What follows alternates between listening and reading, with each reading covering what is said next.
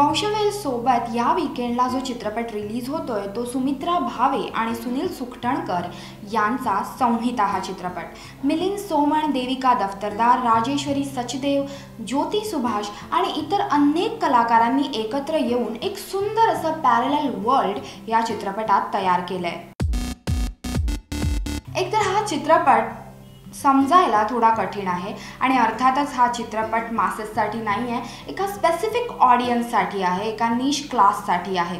Highly intellectual dialogues आणि कथानक असं की प्रेक्षक या कथानकाचा जो काही अर्थ लावेल तो या कथानकाचा अर्थ, अर्थातच ओपन इंटरप्रिटेशन।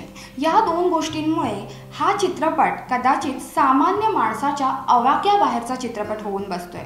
पण हां, ज्यांना हे सगळं जमतंय आणि झेपतंय असं वाटतंय त्यांच्यासाठी इट्स अ मार्वलस ट्रीट। एका वेतरन फिल्म प्रोड्युसरची अशी इच्छा असते की त्याच्या बायकोने म्हणजे शिरीनने त्याच्या आवडीच्या कथेवर चित्रपट बनवावा। कथा अशी आहे की संस्थानाचा राजा राजदरबारात गाणाऱ्या एका सुंदर गायिकेच्या प्रेमात पडतो, अर्थातच तिचं गाणं बेभान करून सोडणार आहे। आणि या कथेवर चित्रपट बनवण्यासाठी शिरीन फिल्म मेकर रेवतीला अप्रोच करते। रेवतीला तिच्या डॉक्युमेंटरीसाठी नॅशनल अवॉर्ड मिळाला आहे, परंतु तिची मॅरिड लाईफ मात्र थोडी डिस्टर्ब आहे आणि त्यातूनच रिलीफ म्हणून रेवती हे प्रोजेक्ट स्वीकारते आणि पुढच्या रिसर्चसाठी ती या विषयाशी निगडीत अशा महत्त्वाच्या एका स्त्रीला भेटते। त्या स्त्रीचं नाव आहे तारा आणि दरबारातल्या गायिकेच्या भूमिकेसाठी हेमांगिनी या सुप्रसिद्ध अभिनेत्रीला अप्रोच केलं जातं।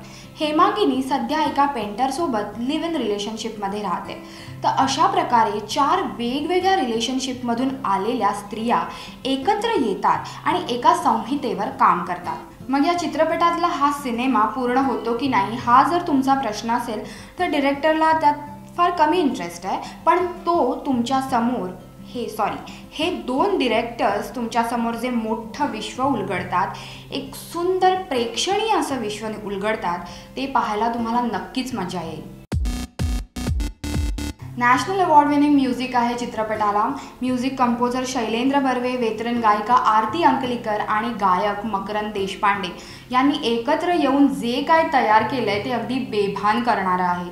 आणि त्यातच सुनील सुखटणकर यांनी जे शब्द लिहिले आहेत गाण्याला ते म्हणजे दुधात साखर आहे। अर्थात या चित्रपटातलाच एक डायलॉग आहे की गाणं मनात झिरपत जातं आणि हाच अनुभव तुम्हाला या चित्रपटात घेता येतोय। संहिता हा एक प्रोफेशनल क्लासिक सिनेमॅटिक एक्सपिरियन्स आहे, दॅट्स फॉर शुअर। कारण एकामागून एक आणि एक से बढ़कर एक अशा फ्रेम्स, क्लासिक कलर टोन, काळाला शोभून दिसतील असे कॉस्ट्युम्स, सुंदर असं आणि सिच्युएशनल असं बॅकग्राऊंड स्कोअर आणि जिथे जिथे शक्य आहे तिथे नॅचरल बॅकग्राऊंड स्कोअर, ह्या महत्त्वाच्या गोष्टी आहेत या चित्रपटातल्या।